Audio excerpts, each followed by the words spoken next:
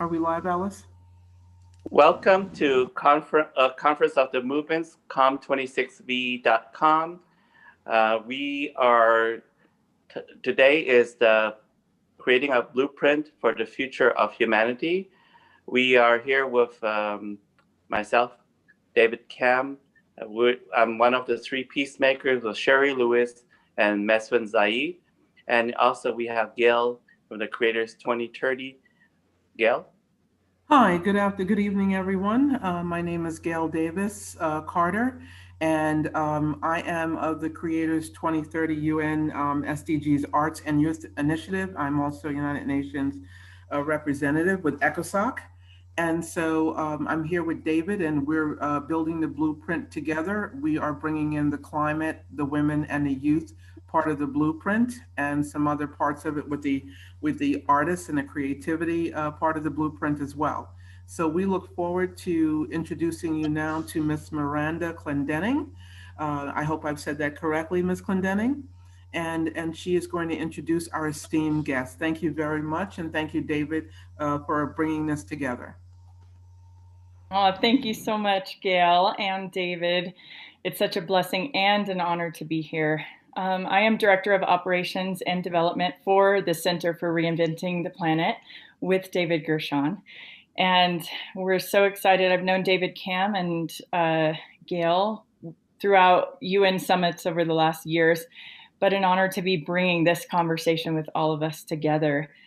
And it's my honor to introduce David Gershon and his plan, grand strategy to actually reinvent the planet, which I work with him on every day, which is a blessing in my life. And it is so real, the amount of impact that is being created and this adventure that we're on. Our species has a teachable moment and opportunity to do something it has never done before, to reinvent the planet. The question is, how do we seize this moment? We need a grand strategy capable of rising to the occasion.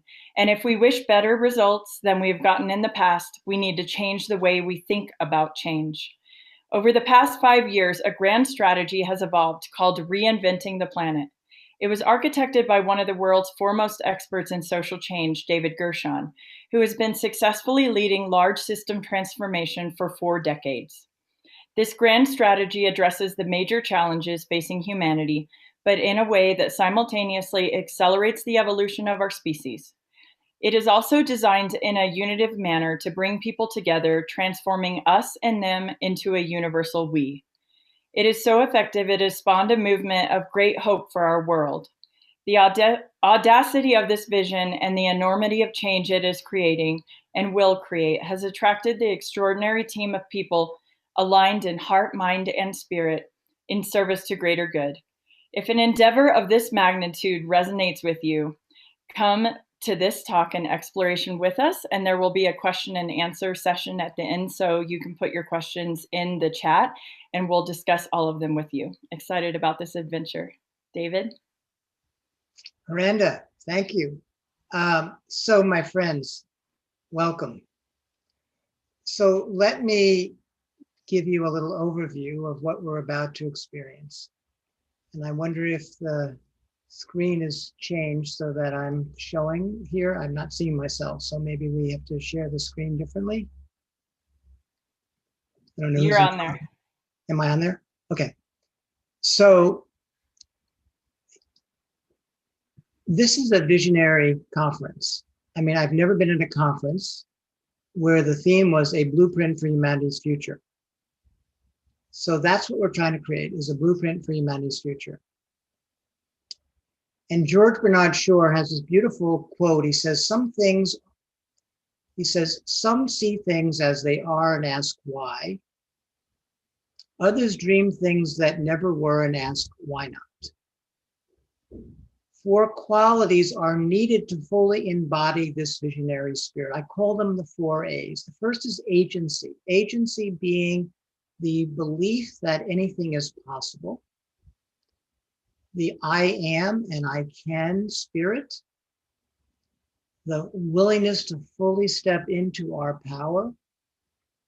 The willingness to say yes to whatever it is that is necessary for our lives and humanity's lives, humanity's future, collective lives of humanity.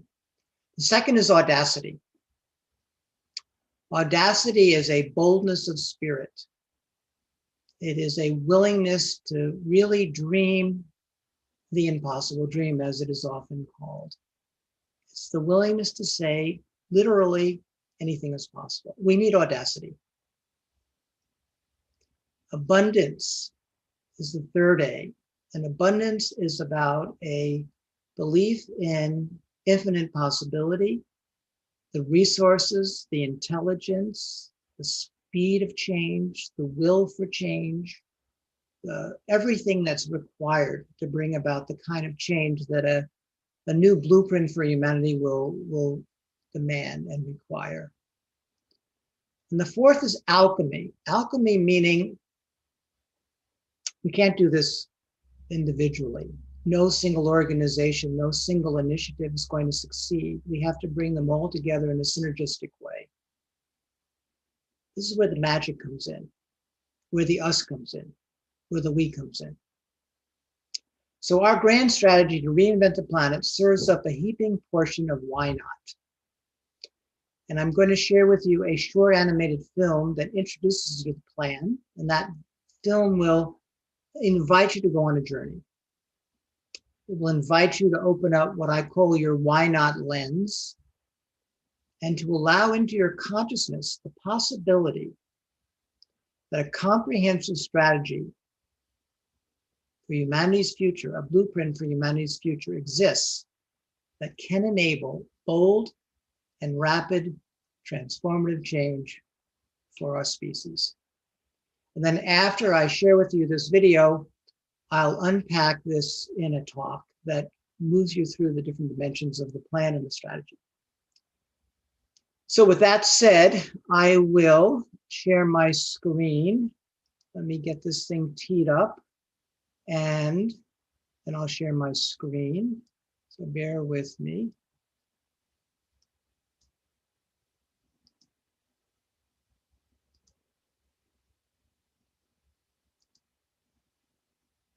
Okay, I think we're good.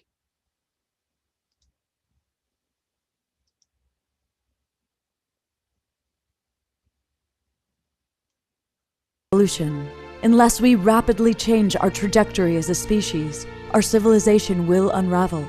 The question is, how do we change? There are many dedicated and heroic changemakers pouring their hearts and souls into trying to change the world, but they struggle to break through. What if the problem was not the world's unwillingness to change, but the approaches we use to bring about change? What if how we thought about social change and what people were capable of achieving was the problem? If we wish to change the world, we need to first change the way we think about change. The mindset for a new approach is best described in the provocative Apple ad, "Here's to the crazy ones." They see things differently, are not fond of rules, and have no respect for the status quo.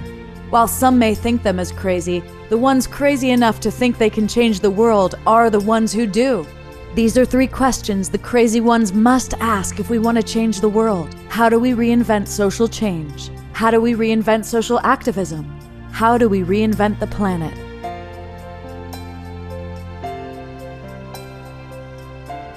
From a social change point of view, the world is a composite of many social systems. The complexity and discord in the world today have placed multiple stresses on these systems, causing them to become unstable and break down. When a social system is not tethered to something that keeps it in place, it can not only break down, it can also break through and evolve to a higher level of performance and social value.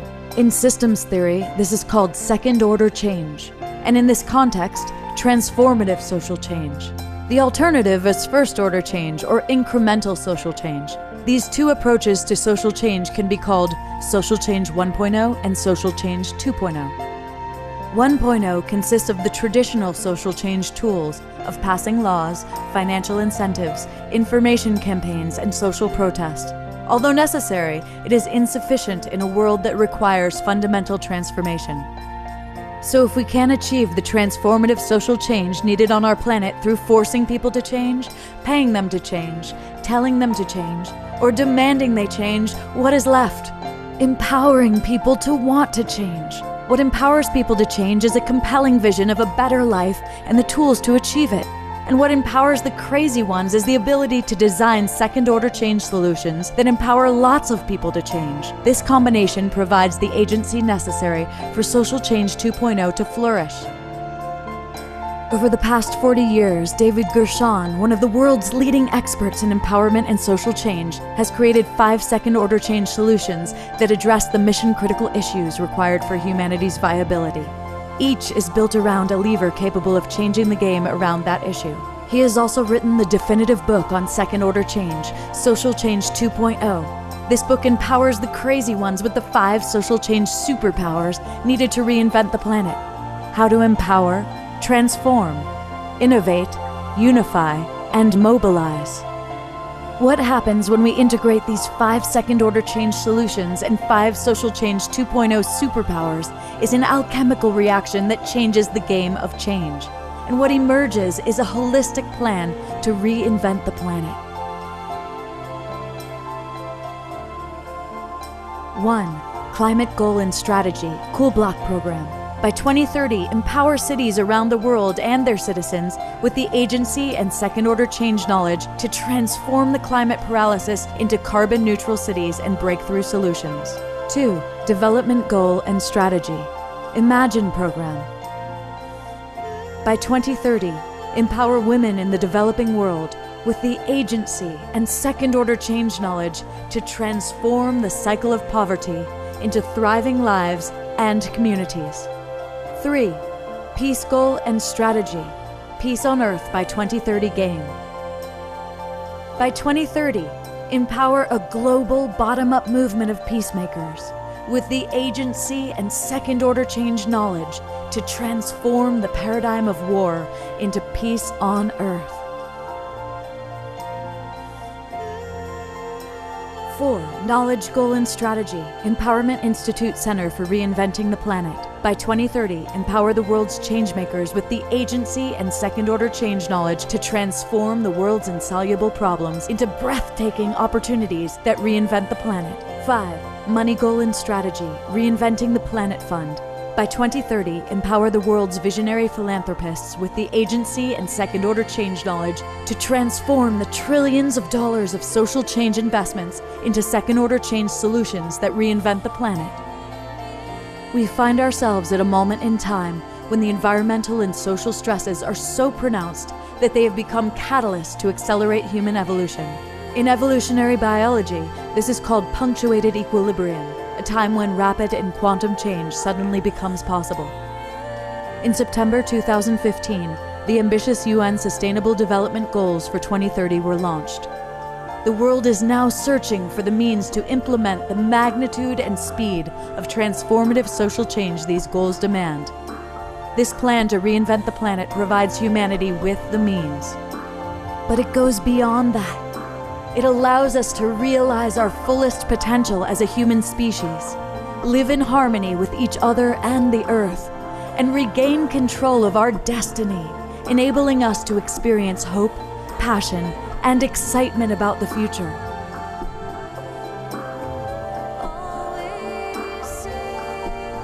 Please join us for the greatest adventure of our time, reinventing the planet.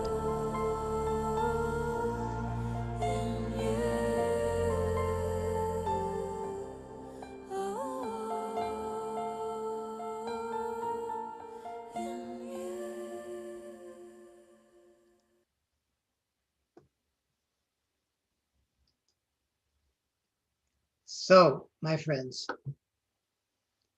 let me stop sharing for a moment, and then I will talk a little bit about how to go from here, where to go from here. So that lays out the big picture. This is where we are, where we need to go. And what I want to do now is share some slides that take us on the journey and unpack the plan in some detail so that we can literally see the blueprint come alive. So I will share my screen again. Let's see if I have this right. I do. And let me now just walk you on this path of reinvention. Okay. You ready to go on a ride called A Grand Strategy to Reinvent the Planet? Okay, I think that's a yes.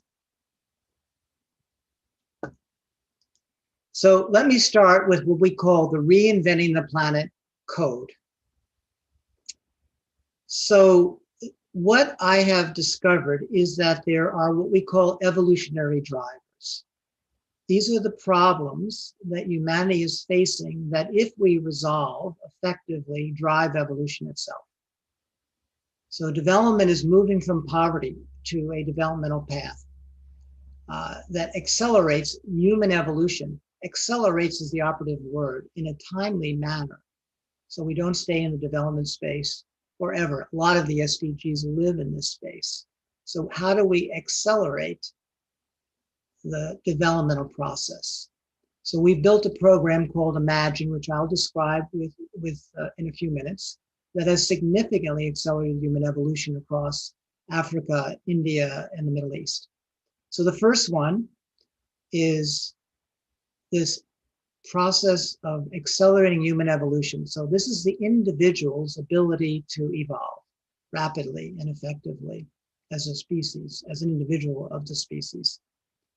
The second one is peace, which comes out of the need to transform the paradigm of war. And the goal is, how do we accelerate human to human evolution? And the accelerator is our game called Peace on Earth by 2030. And as you see here, we're asking bold questions. And by the way, the Imagine goal is by 2030 to have implemented this across the world and significantly accelerated the development in the developing world.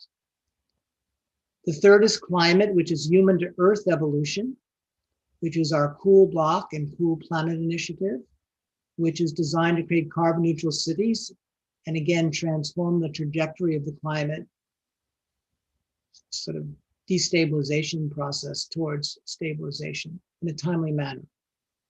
So each of these is asking big questions and have ambitious goals and strategies that are demonstrating success in accelerating the evolutionary process around these issues.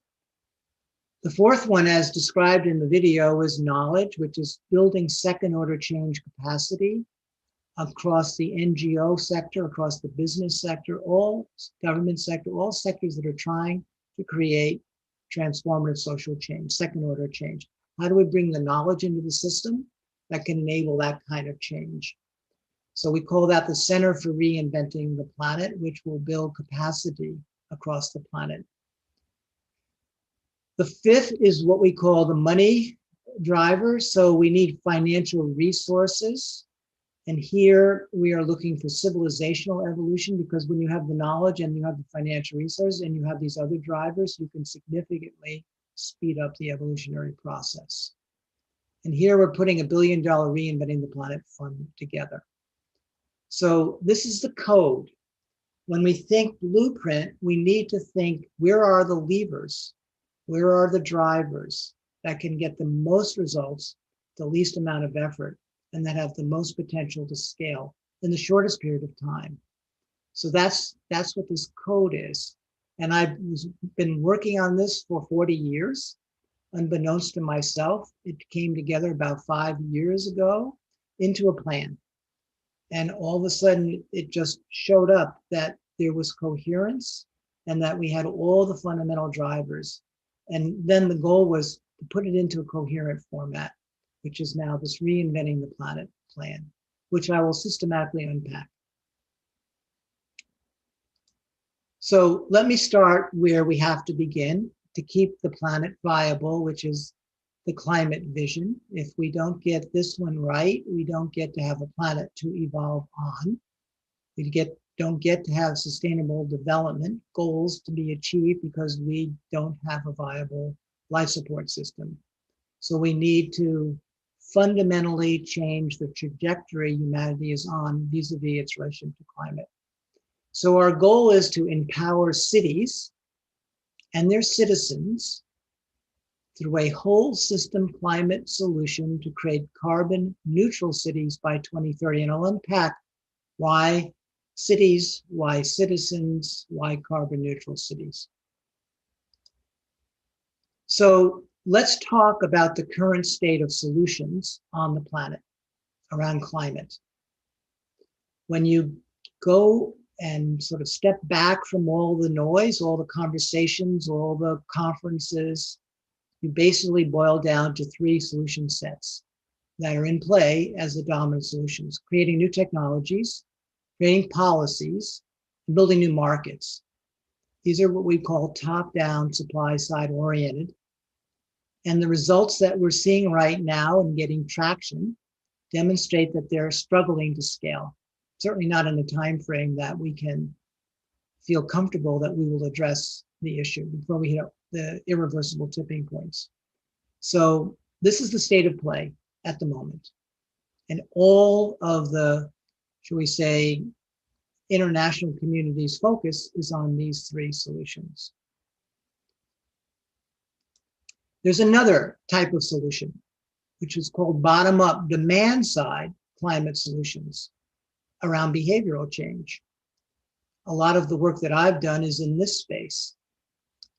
And these set of solutions also, while effective, in both cases, all of these solutions are effective, but they struggle to scale.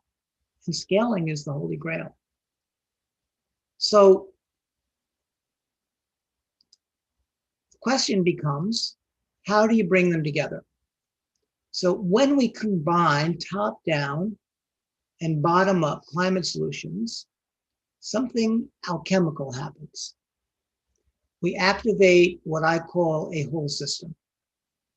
And something even more profound is that the behavioral change or the individual's lifestyle choices builds demand for the policies through their advocacy, for new technologies to get onboarded into their lives and into their communities, into their businesses, and market creation. We're building new markets for whatever these new technologies and services are to create a low carbon or carbon neutral economy. So this activates the system if you can create the demand. As we know in economics, demand drives supply. You can have all the best ideas, but if no one wants them, it doesn't go very far. So this is what a whole system solution looks like. And this is a game changer if you can implement it, because it can speed up time. It can speed up magnitude of change. It can speed up quality of change. So a whole system climate solution then enables humanity to mobilize change at the speed and magnitude needed to avoid irreversible tipping points. We know we don't have more than a decade. So speed of change and magnitude of change is essential. So where to focus this? Cities generate 70% of the carbon footprint of planet Earth. That means they are the natural logical starting point. And of that footprint, 70% comes out of our lifestyle choices as individuals. So a natural starting point is cities, and a natural starting point within cities is our lifestyles and how we live, the energy that we use, how we transport ourselves, the food we eat. So enter Coolblock, this program that I've been building with a team for the last 10 years and growing out of a 40-year commitment to figuring out how to deal with behavioral change at scale. So here's where we are in the Coolblock program. The way it works is an individual, anyone listening in to this presentation, decides they want to do something around climate change and they become a block leader. Miranda is a block leader in Creston. Thank you, Miranda. That person, through a script that we've developed, reaches out to people on their block and creates a Coolblock team of 5 to 8 households. And they meet 9 times over 4.5 months, and they cover 5 topics.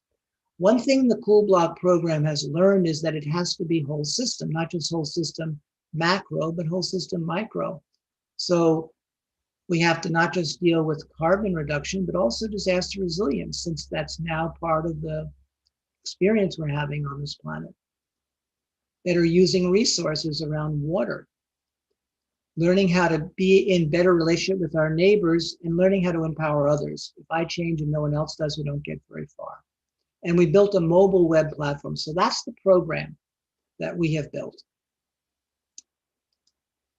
And we have deployed it in a number of cities: Los Angeles, San Francisco, Palo Alto, and Isla Vista. And Isla Vista is part of UC Santa Barbara, or UCSB. We are focusing on California to start with, because that's the early adopter state in America and probably the most progressive place in the planet for scaling climate solutions. We've been successfully able to reduce the footprint of each household participating. And we've had probably about 400 or 500 households by now, by 25%, which is a significant number. On average, they've reduced their footprint by about 10,000 pounds. And on average, they've taken about 23 actions. And this next number is quite significant. 56% of the people on a block invited by their neighbors have joined the program. In other words, it meets their needs in such a powerful way that they are willing to invest 4.5 months of their time to go on this journey. And part of it, the secret sauce, is they want to get to know their neighbors. So the solution to climate change actually isn't environmental, it's social. It's getting people to feel connected with others and to go on a journey together. That starts to activate the bottom-up behavioral change process. One of our communities is committing to the boldest climate goal on planet Earth, which is to become carbon neutral by 2025. That's the city of Isla Vista, in partnership with the University of California, Santa Barbara. And we also now have a number of other cities that are knocking on our door to do it. And so there's a tremendous excitement to speed up by 25 years the current trajectory for carbon neutrality in most cities, if they even have that at all. So that's a significant place that we're at. And so we are now on a moonshot to see if we can speed up change by at least 30 years, 35 years in this case.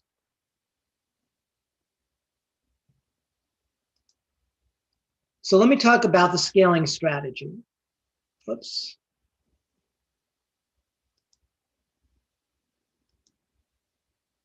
So we have a strategy we call the Cool City Challenge. And the goal is over 3 years to take a city and move them to get 25 to 75% of the blocks involved, on average reducing their footprint by 25% and creating disaster resilient blocks.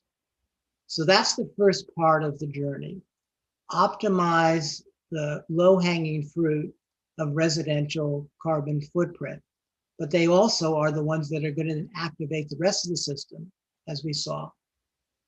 That moves to Cool California Challenge, and we're creating a $10 million carbon neutral city prize for 2030 for the first city. Now, the work we're doing in Isla Vista is really an incubator, but then this will grow much larger across California.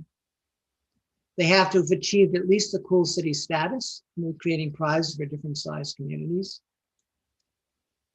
We're raising $100 million to scale this across 50 cities in California.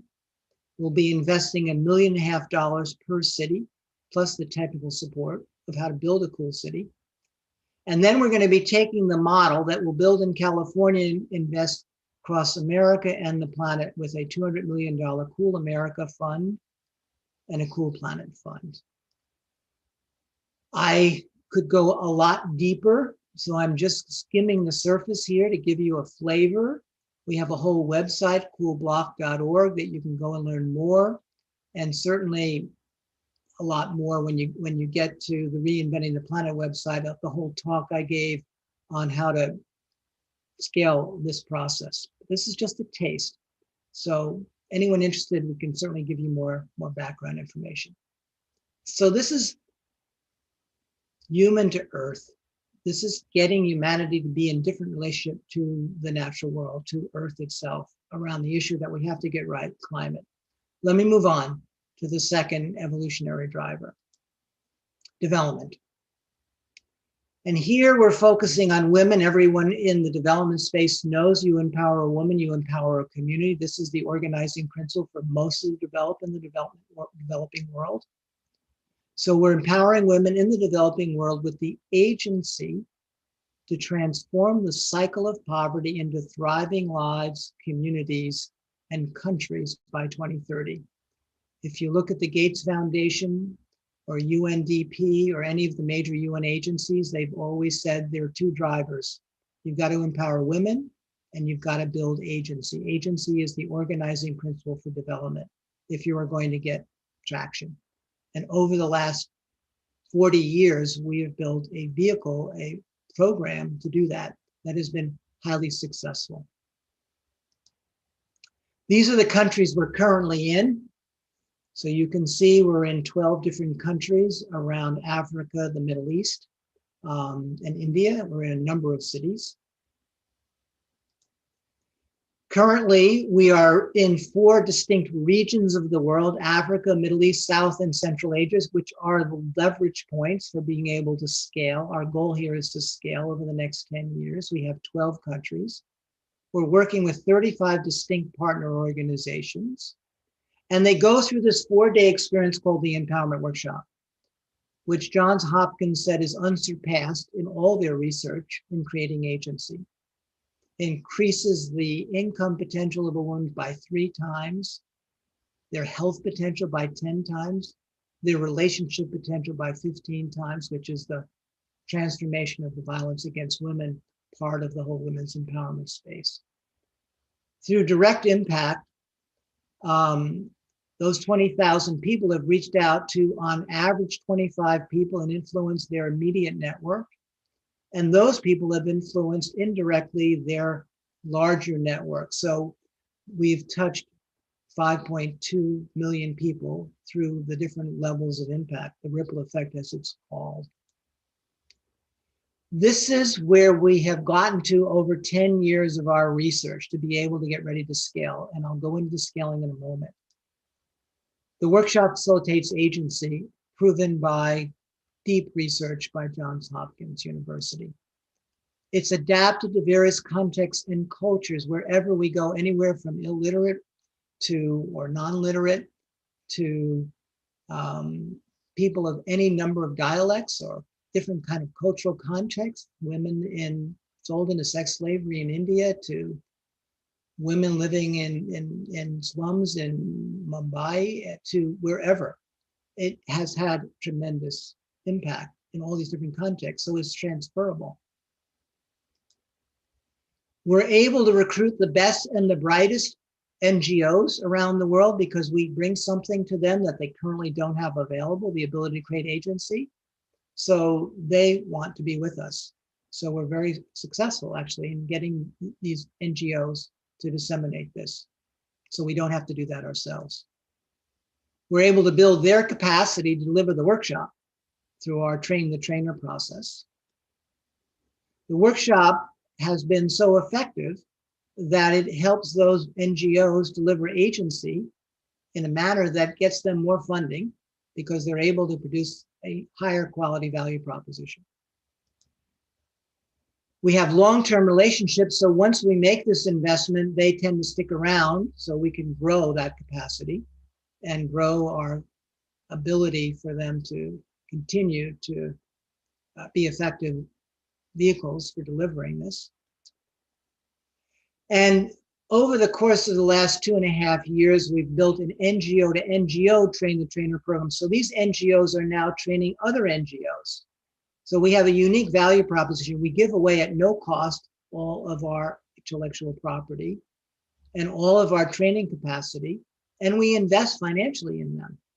So we have a lot of demand, and the NGO to NGO train the trainer program is now growing very rapidly. We've been able to maintain, which is pretty rare at scale, high quality. And we have found that this model is now diffusing through the development world through our various ways of getting the word out about this empowerment methodology. So we are prime for scaling, which isn't to say we are scaling at the levels that we wish to yet, but that's the goal over the next decade. It's taken us 10 years to get here. So this is what's in place for scaling. We are in 12 countries, as mentioned. We have deeply invested partner organizations. We're addressing all the women's empowerment issues across the full empowerment ecosystem of women's issues. So that's health and education and income generation and violence against women, and it goes on.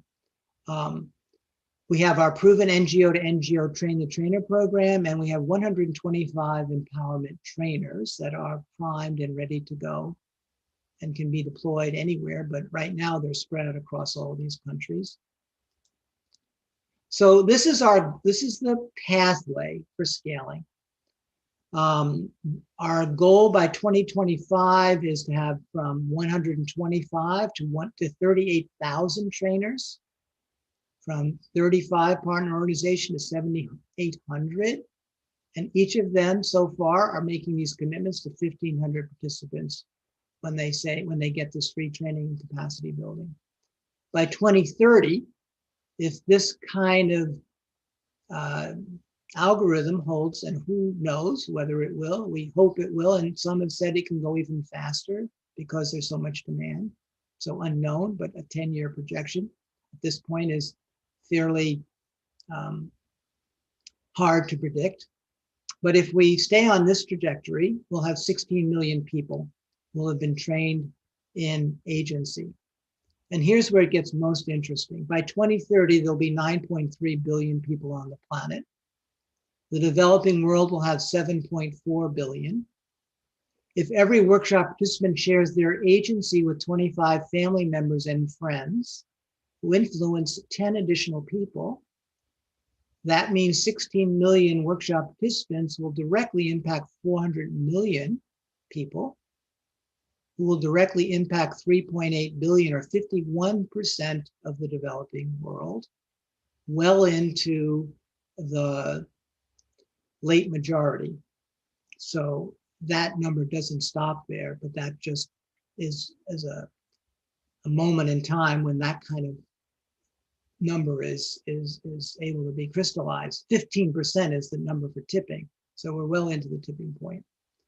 And if we have that level of agency achieved with women across the developing world, furthered by the second order change knowledge that I've shared in the video, which enables us to create transformative social change, we'll be able to create deep transformation at the personal, community, and country levels. It'll be a game changer.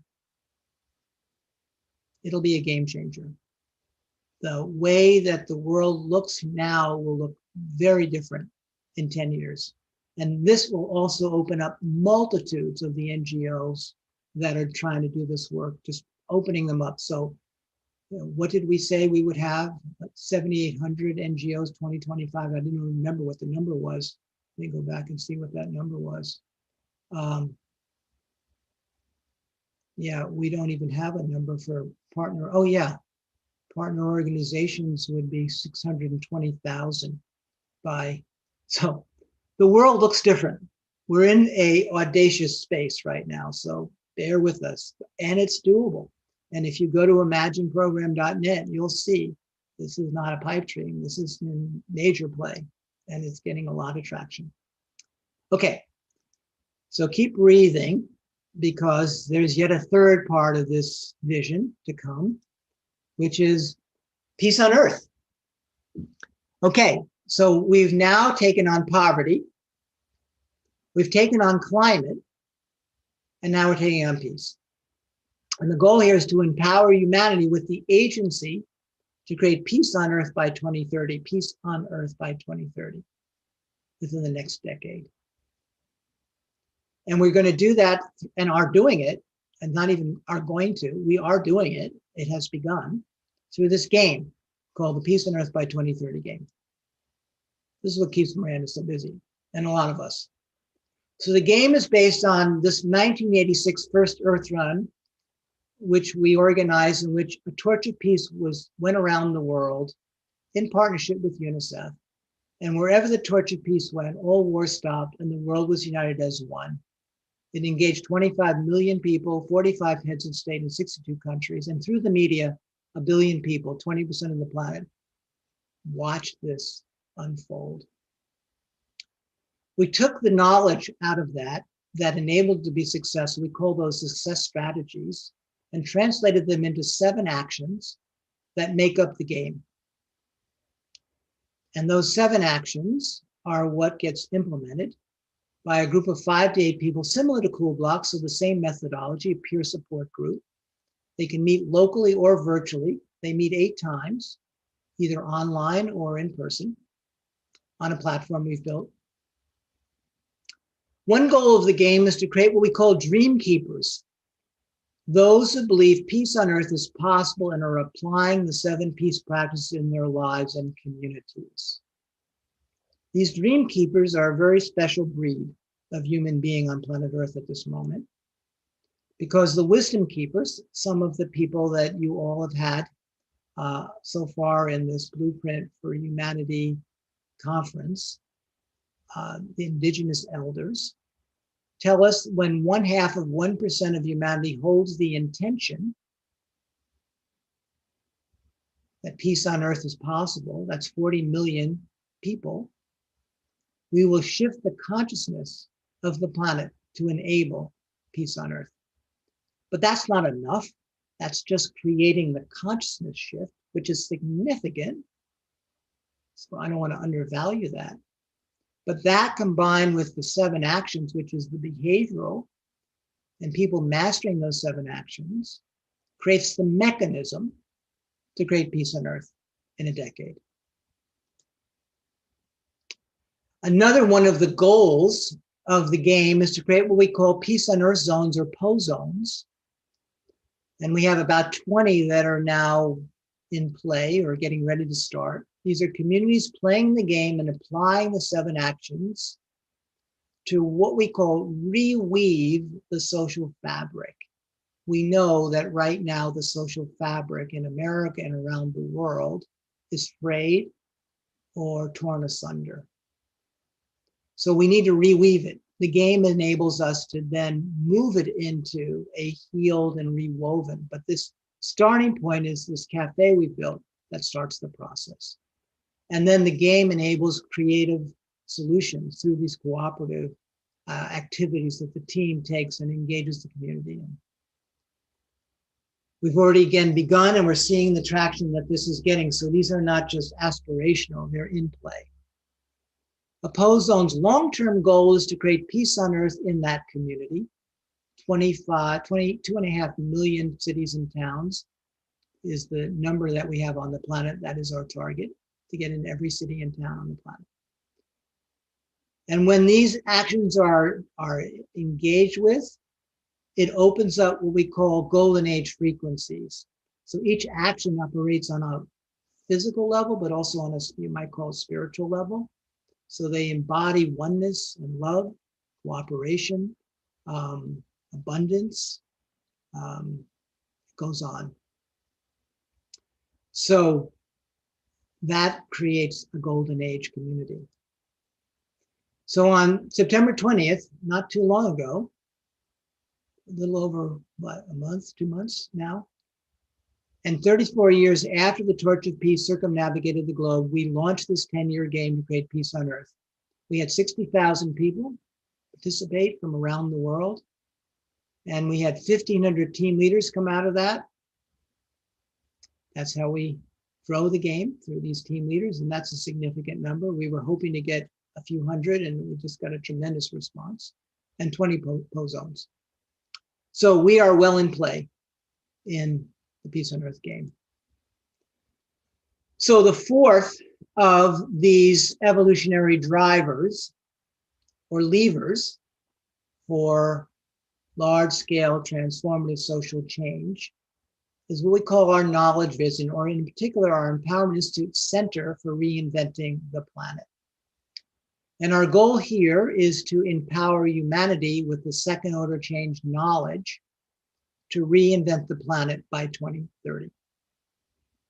So we need to build capacity of change leadership. That's the NGOs, the CBOs, the government agencies, the businesses that want to do corporate social engagement, the individuals, the block leaders, the community change agents, anyone who says, I want to make the world better, needs to know how to move from first to second order change, from incremental to transformational. And so we're going to be building their capacity. We'll be building we've already begun building our Think and Do tank, which is designed to support the plan's implementation. Every community we're in is a kind of a satellite of the Think and Do tank. And what we call a Jedi school, I know, David, you participate in a few of those classes, which is designed to empower the change makers with the knowledge, the second order change knowledge, the training, and where we see them having real potential, the financial resources to create second order change solutions. So we call this the Empowerment Institute Center for Reinventing the Planet. And the last part of the plan we call the money vision, the financial wherewithal to bring about change, which is currently not in high gear at the moment, because there is a lack of understanding how to create the needed change. There are funds that are stagnated, just waiting to get implemented or activated if we can show them how to spend it better, measure it, scale it, demonstrate the difference between first and second order change, show what behavior change at scale looks like. So we want to empower humanity with the financial resources to reinvent the planet by 2030. So we're putting $1 billion philanthropic fund together to implement the plan and finance second order change solutions. And as part of that, we want to help change the game of philanthropic funding by showing the difference between a first order change investment and a second order change investment. A first order change investment is going to create the results we have seen over the last 30 or 40 years that are not getting the traction. And a second order change investment is going to be able to change the game of change itself, in our judgment. And we're seeing it achieve that. My book, Social Change 2.0, speaks to that even in more depth. But if we're able to do that, we will free up trillions of dollars to better invest and get what we call strong social ROI, or another way to say it is help people do good better. So there's a lot of resources available when you change the game around how money is invested to get a result that it's currently not getting. So that's the picture. That's the big picture. Again, all of these are at a very basic level because of what's possible in a slide presentation like this, but there's a deeper dive that we go into in all of them for those that are interested. So as I bring closure, it was a very interesting thing to learn along the way that NASA, who did the official moonshot, the impossible becoming possible, when they got the assignment to bring a man to the moon and back alive by President Kennedy in 1960, had 20% of what they needed to achieve that moonshot. They were told to do something that was seemingly impossible, and they had what 20% of what they needed. And they went looking and discovered that the other 80%, they didn't need to have themselves. It was all out there. It was all out there. What they had to do was to discover the other 80%. And that's where I think we are with our Reinventing the Planet plan. I don't know if we have 20% or 10%, or I don't know what percent we have, but it's certainly not enough. So we are, through the plan, inviting people to participate, to bring their puzzle piece. And we're inviting people who hear this talk to reach out to us and tell us what they're bringing. We're finding ourselves now in a unique role because we've built such a powerful social architecture that we're seeing how the pieces are starting to fit together. We're calling that meta-system integration. So what pieces are you holding? How does one reinvent a planet? We don't know. All we know is that we're taking the first steps on that path. How does one achieve the audacity of goals that the SDGs have created? We don't know. All we know is we've set goals. But this path and this process that we're part of and that we're enabling with these kinds of tools and strategies and the traction we're getting and the kind of response we have from people all over the world is giving us a lot of confidence that we have something that could really make an impact. So the invitation is to join, play with us, come. We need your help. So let me close. Again and again in history, some people wake up, they have no ground in the crowd, and they move to broader, deeper laws. They carry strange customs with them and demand room for bold and audacious action. The future speaks ruthlessly through them. They change the world. So that is our grand strategy, to reinvent the planet and our desire to change the world, and are already changing the world. And we need your help. So with that, let me open up to questions that anyone may have in the chat. If there are any, Miranda's going to read them out and I'll answer them. And then I know we're going to have a larger conversation with David and Gail and Alice later on after we've received any questions that people may have at this point. So please, your questions, your comments, whatever it is that, and where you're from also, it'd be great to know who's listening. And I know this will also be rebroadcast, so there'll be lots of people that aren't here now that may hear about it in the future. Will you stop the screen share so that it can, okay, thank you. Well, we want to open it up to David, Cam, and Gail and Alice as well to be in a discussion together. I also would love, since we're in the Indigenous conference, I know you had a very special message in the Earth Run that you did in 1986 from Grandmother Caroline, talking about the Hopi prophecy. And I just wanted you to share a little bit about that and her guiding words that are guiding us into this next 1,000 years. If you can just share that. Really. So when we launched the first Earth Run from the grounds of the United Nations in a sunrise ceremony in 1986, September 21st, the International Year of Peace and the International Day of Peace, we invited Grandmother Caroline of the Hopi Nation to deliver the Hopi prophecy, and a man named Chief Shenandoah, Leon Shenandoah, David knows, I think his, I don't know, I guess it would be his daughter or his granddaughter or someone in his family, to light the fire. And the Iroquois Nation are the keepers of the fire, and the Hopi Nation are the keepers of the dream, and not exclusively, but those are some of the roles that they represent. And so when Grandmother Caroline offered her prophecy, she said this torch would start a great turning toward 1,000 years of peace. And however, you have to learn how to listen to the signs, because it's going to look very different than the way it seems to be. So when you see the world looking like it's contracting, maybe it's getting ready to expand or whatever. So I have become a student of listening to the signs.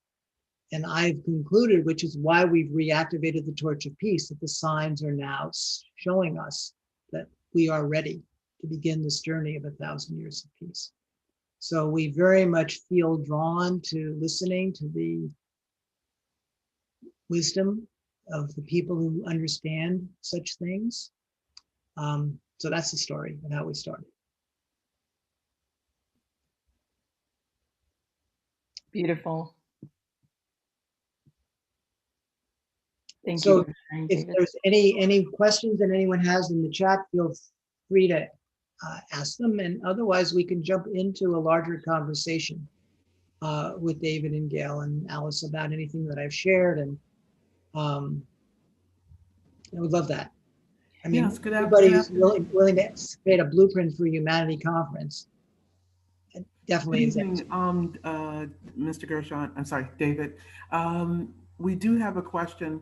There was a woman who wanted to know if you have this in Central America, and if you do, what part of Central America is your organization in? That is an interesting question. We don't have anything right now formally in Central America. And we would love to bring the game to Central America. We'd love to bring all parts of this plan to Central America. So if you want to reach out to us, you can go to reinventing.earth. And there you can just send us an email message and we can be in conversation with you. But right now we don't have any parts of it. The part that we think is most ready to scale is going to be the game.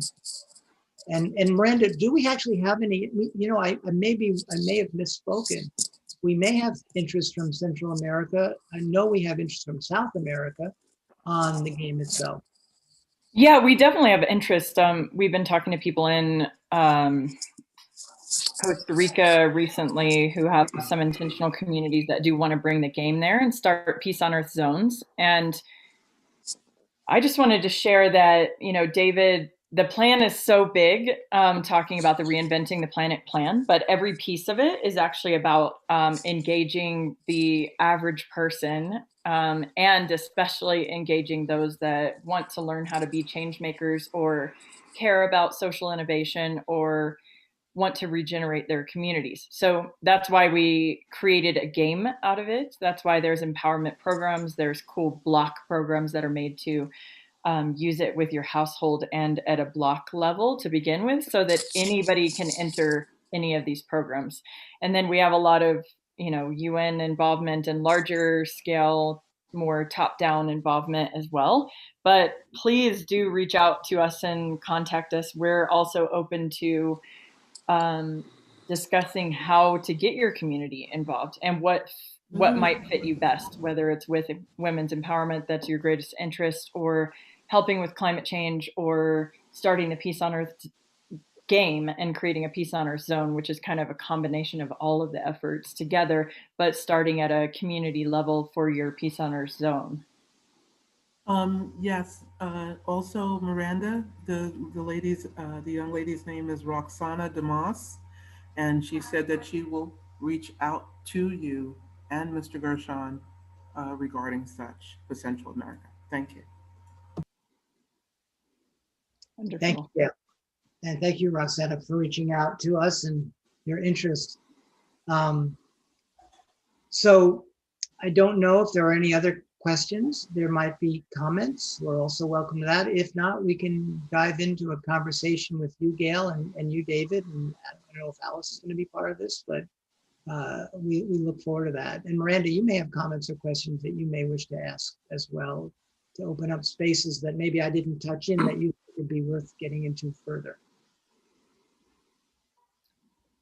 Well, I just welcome the discussion from Gail and David. Both of you hold such big, beautiful worlds and blueprints that you're working with as well on creating global change. And we're very much looking forward to working with both of you over the next year. Blueprinting, focusing on these kind of issues takes a lot of time and work, and both of you have put most of your life into that as well, like we have. So however you want to lead this discussion, and maybe people might just be tuning in for this part of it as kind of a synopsis of looking back at what's happened over the last, how long has it been? 10 days, 11 days of broadcasting? So if you want to each just give a little,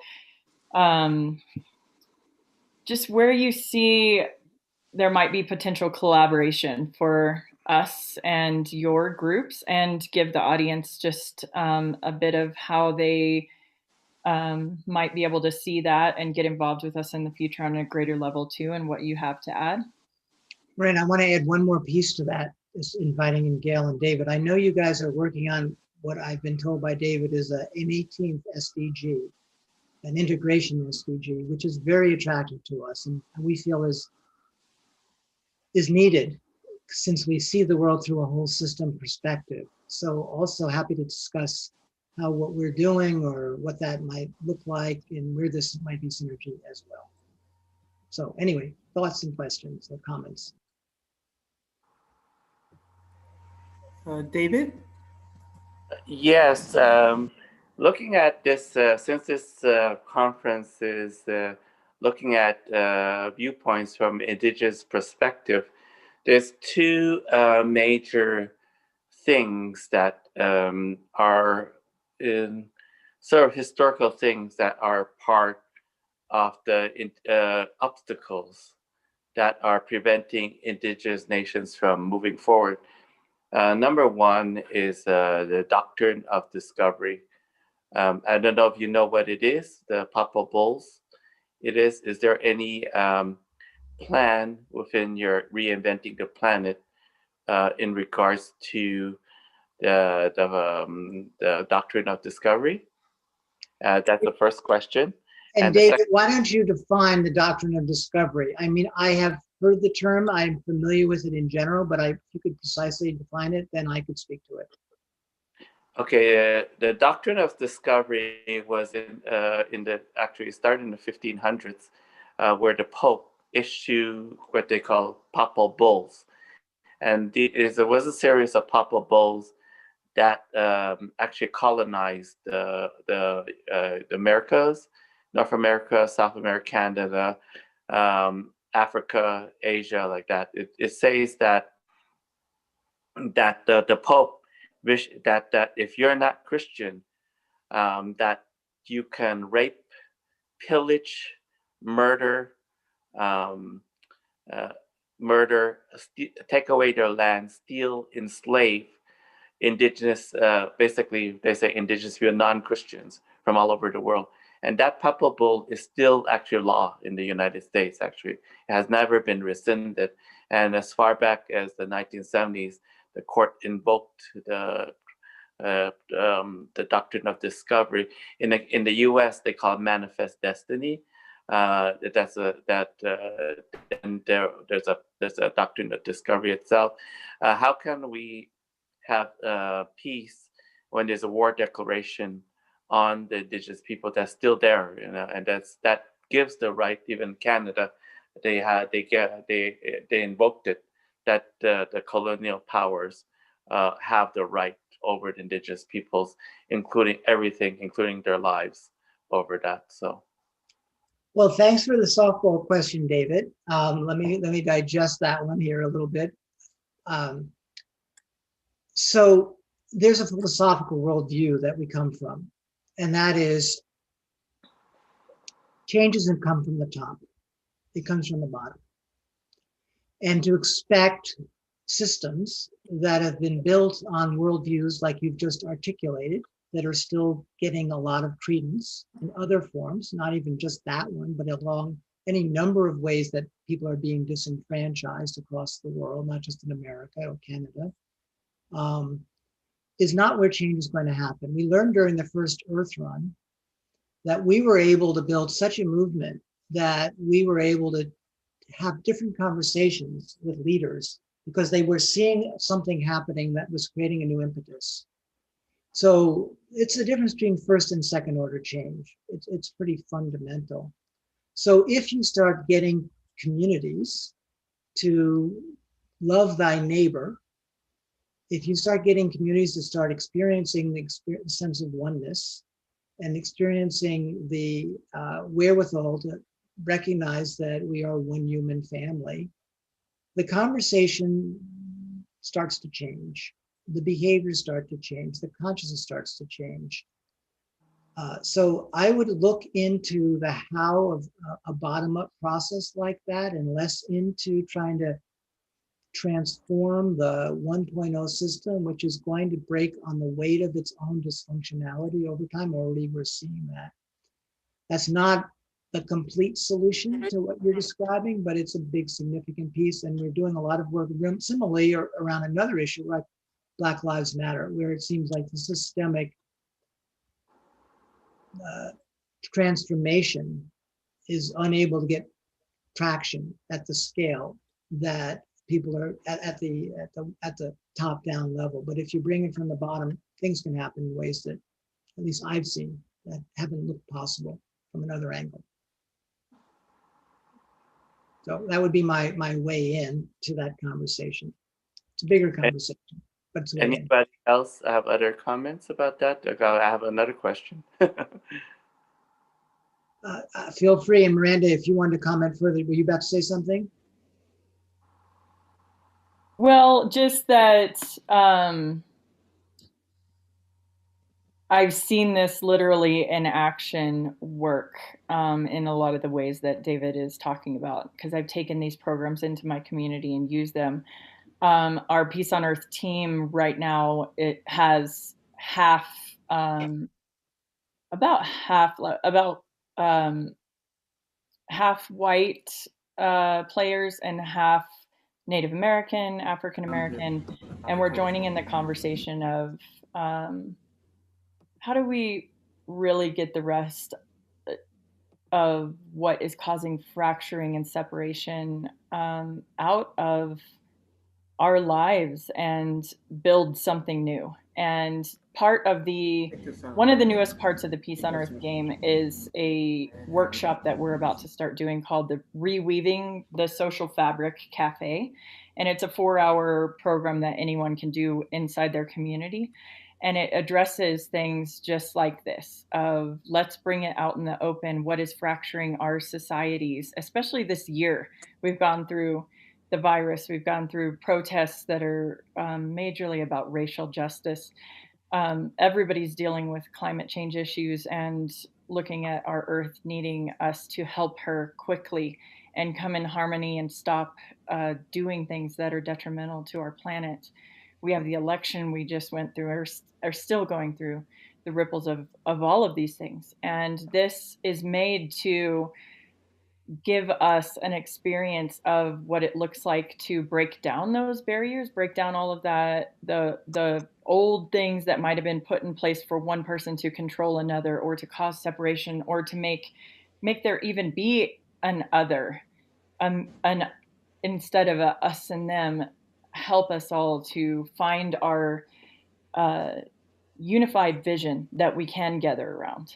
So I've seen this beautiful process in action, and I think that's one of the only places we can go with it. I mean, changing the law, if it still exists, which most of the average public, I think, doesn't even know about that. And definitely figuring out where that might still be causing harm is a big thing many people should be looking at if that is still there. But the real answer, I think, lies within every single one of us trying our best to make sure that that is not a reality that exists or that any of us want anymore as we build a new world.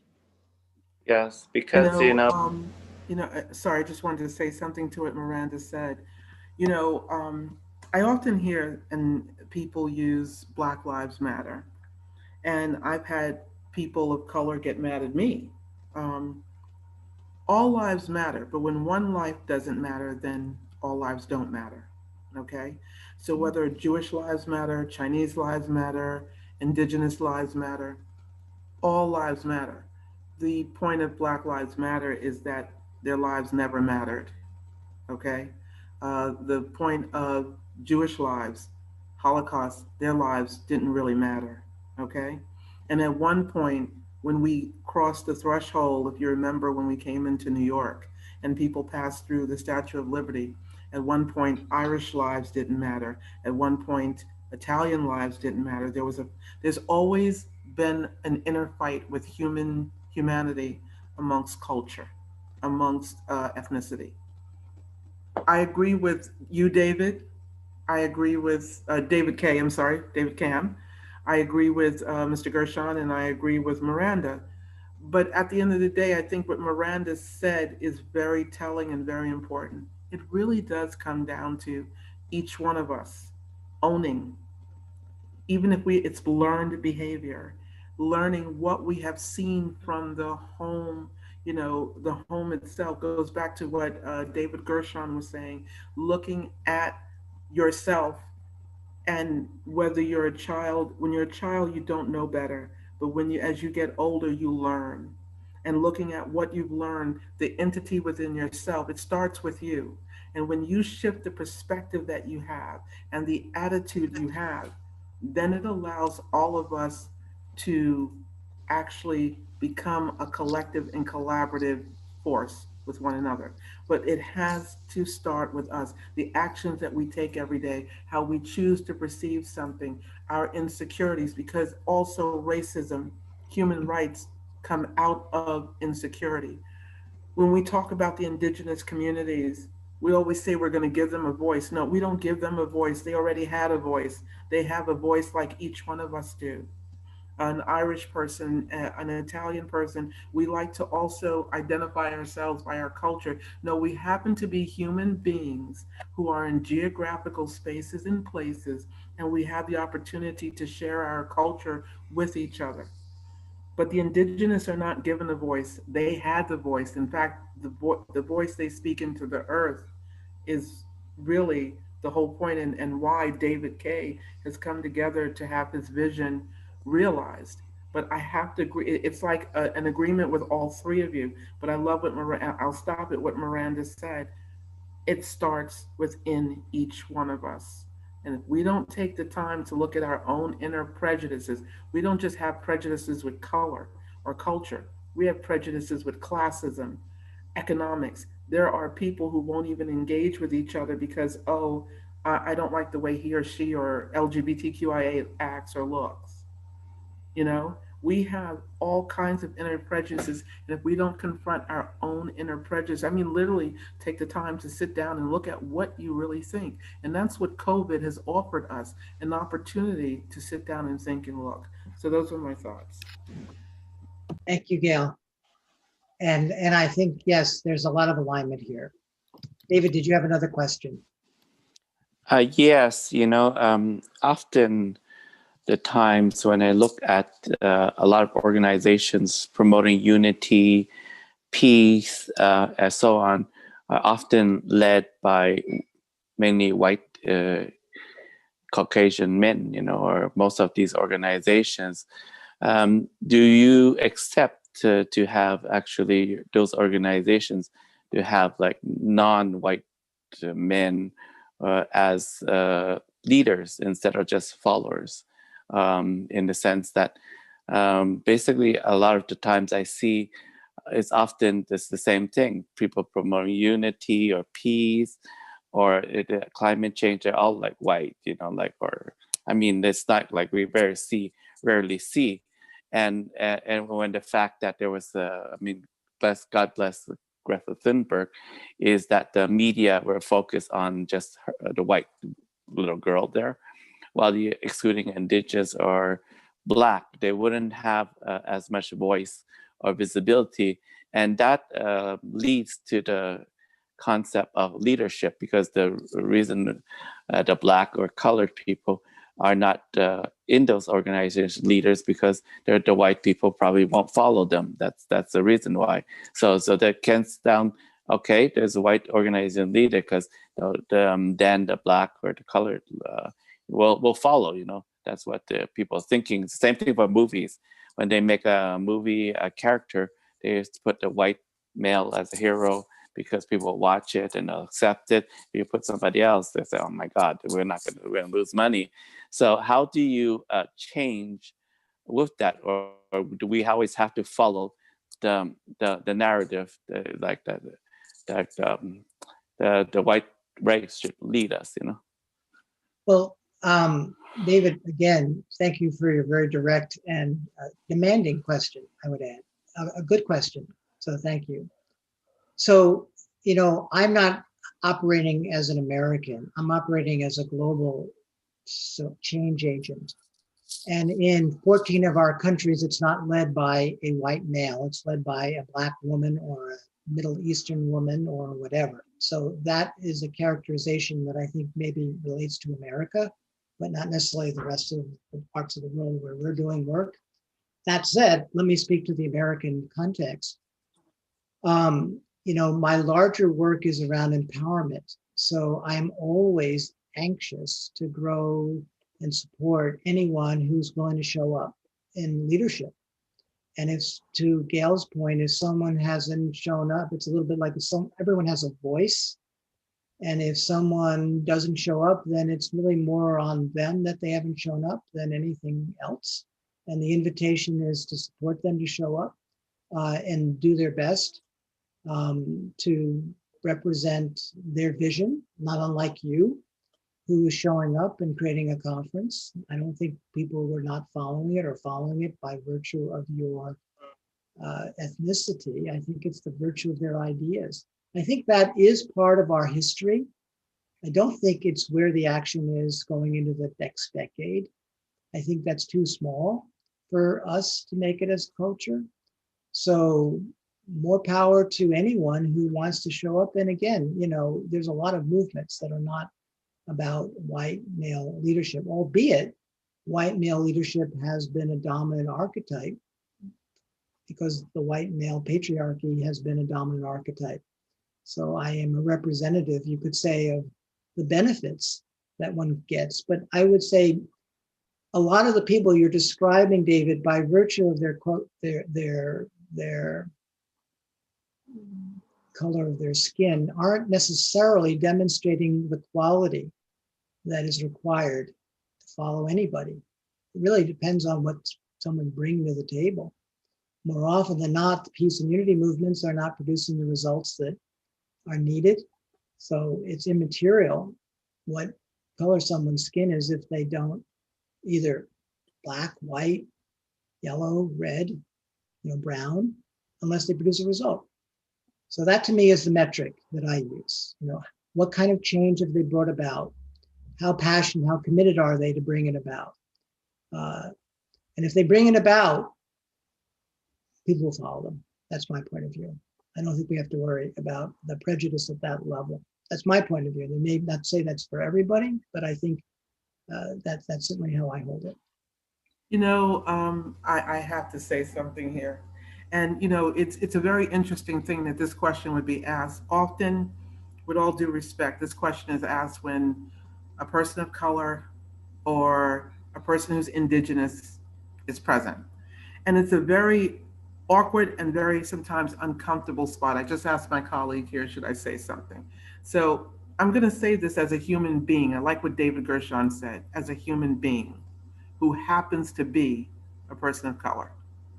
I'm in transformational work, and transformational work has no color. It's a human being, as I said, who happens to be in geographical spaces and places. But I do want to say something about whether we can create a result. You can't create a result if you don't know what you have access to.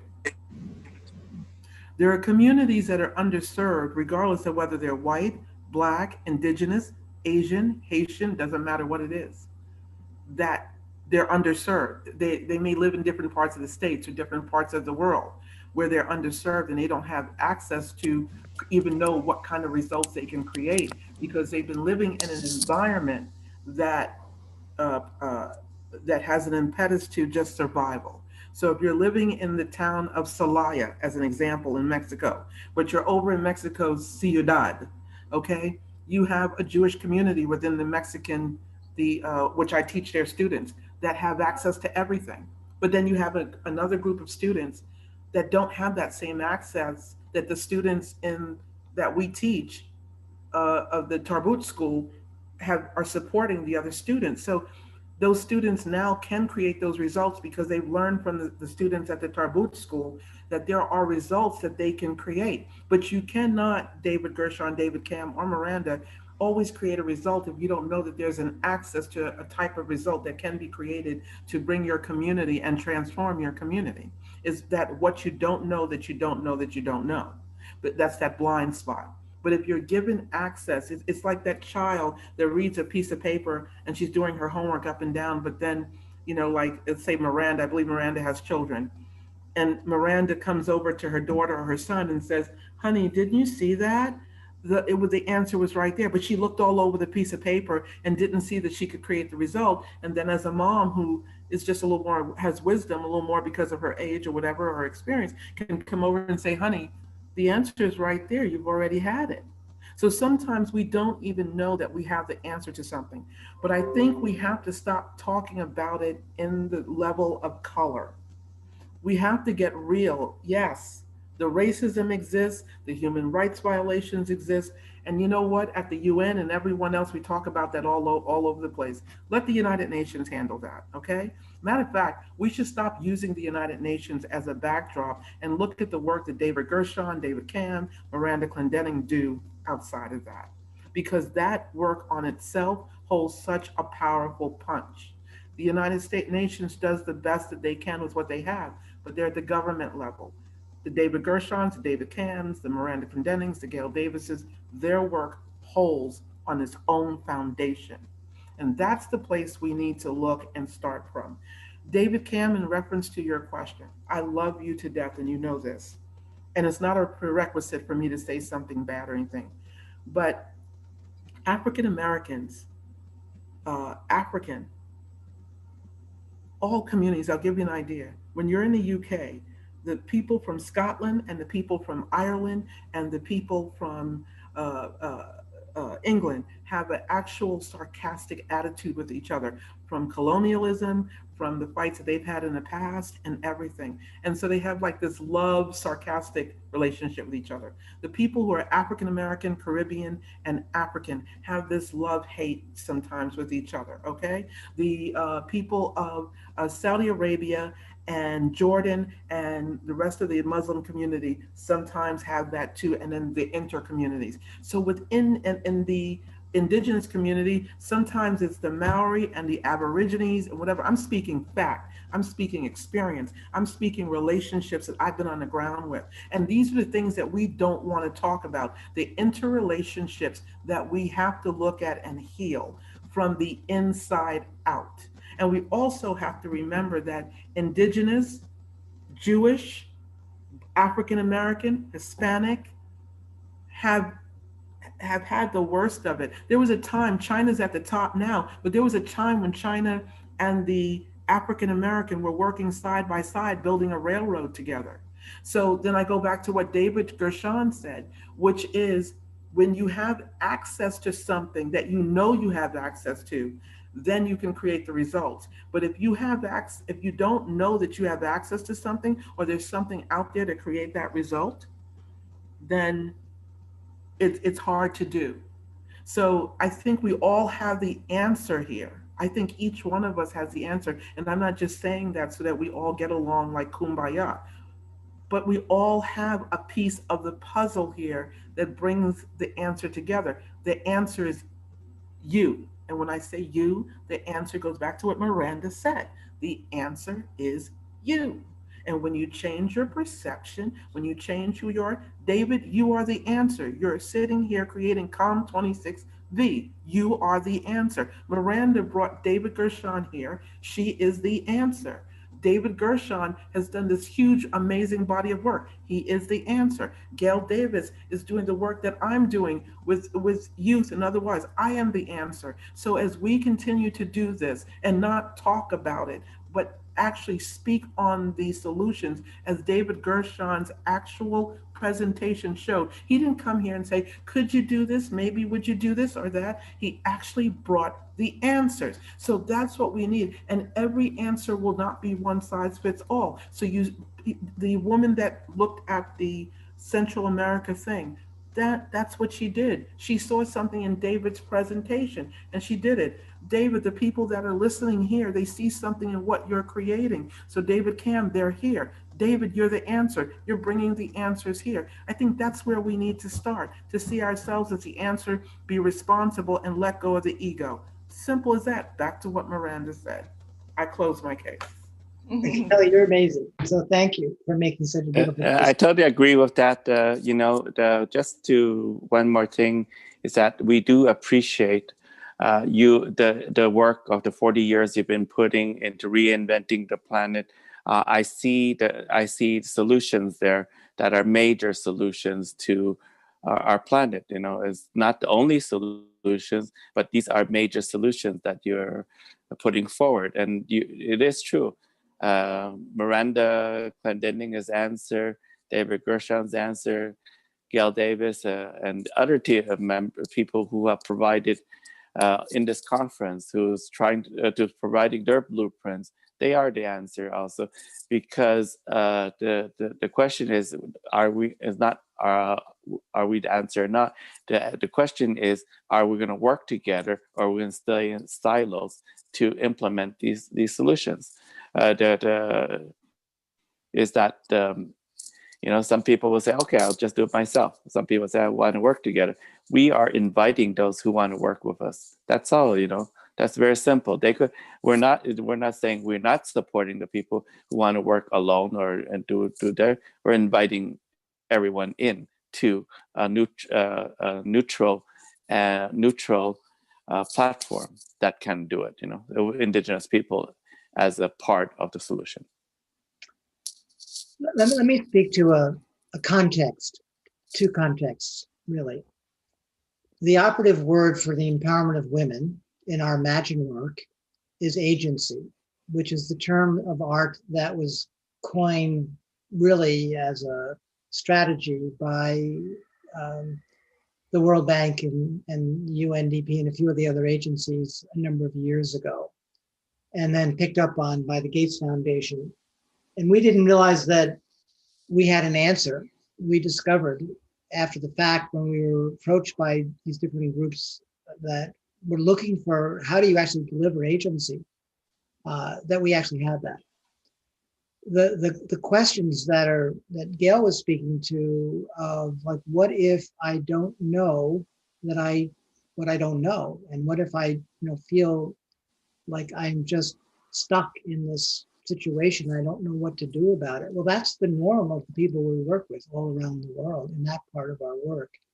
And it's the same in climate. I live in a affluent community, let's say like one of our cities, like Palo Alto, it says a Palo Alton, but I have no idea I can have any impact on climate.